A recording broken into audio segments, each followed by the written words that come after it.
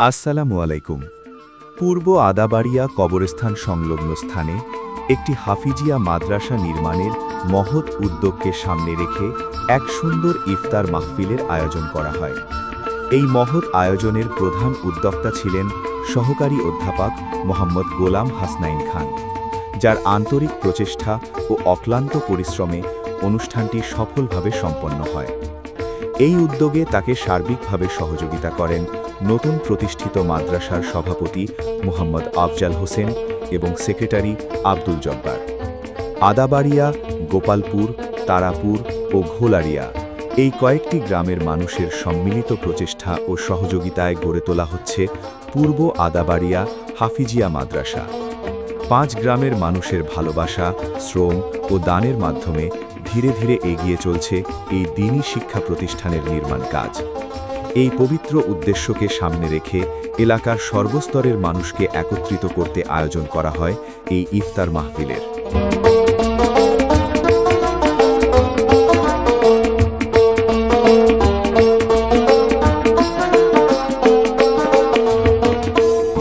ইফতারের পূর্বে সংক্ষিপ্ত আলোচনা পর্বে কোরআন হাদিসের আলোকে দ্বীনি শিক্ষা, মাদ্রাসা প্রতিষ্ঠার গুরুত্ব এবং সমাজের সকলের সহযোগিতার প্রয়োজনীয়তা তুলে ধরা হয়।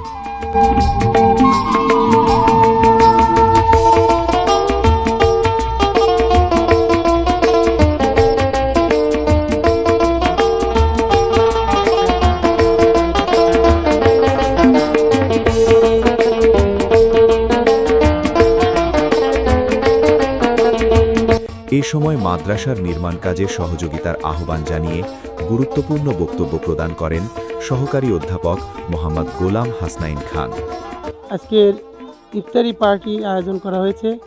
এই আয়োজন উপলক্ষে বা এই প্রতিষ্ঠান সম্বন্ধে আপনাদের সঙ্গে কিছু কথা বলবে আদাবাড়ি স্কুলের প্রধান শিক্ষক মোহাম্মদ আব্দুল লতিফ সাহেব।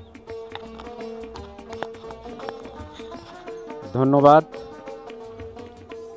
গোলাম হাসনাইরা কে।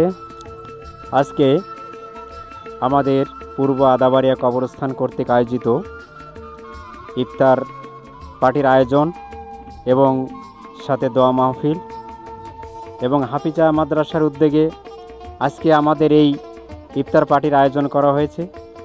যাদেরকে আমন্ত্রণ করা হয়েছে তারা আসবে অবশ্যই। আমরা এখানে একটা হাফিজা মাদ্রাসা চালু করতে যাচ্ছি। আমাদের কাজ চলমান।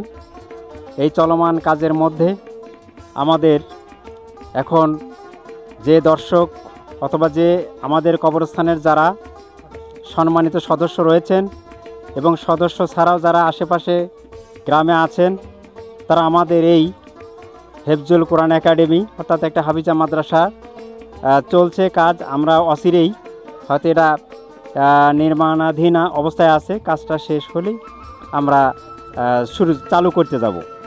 তো যখন এটা চালু করা হয় তখন আমরা হয়তো আপনাদের আবার পুনরায় সহযোগিতা নিয়ে একটা উদ্বোধনী ব্যবস্থার মাধ্যমে আমরা আজকে এই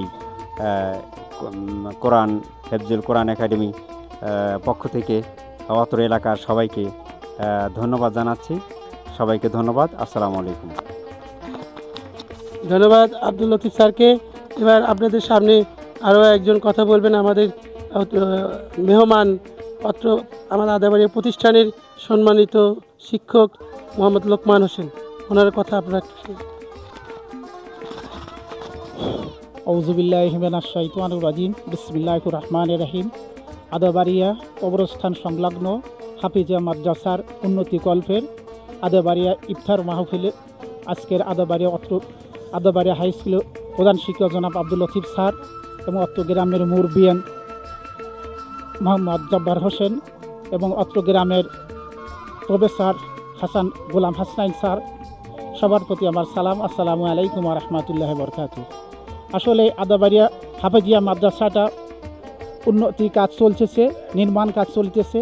এই নির্মাণ কাজের সহযোগিতার জন্য যারা এই গোরস্থান এবং গোরস্থানের সদস্য এবং গোরস্থানের বাইরে যারা সদস্য, সকলের সহযোগিতা আমরা কামনা করতেছি, যাতে আল্লাহর এই কোরআনকে যারা হেফজ করবে, তাদের সহযোগিতা করার জন্য এই আমরা কিছু সহযোগিতার হাত বাড়ানোর জন্য সকলকে আজকের এই ইফতারের জন্য আহ্বান করেছি।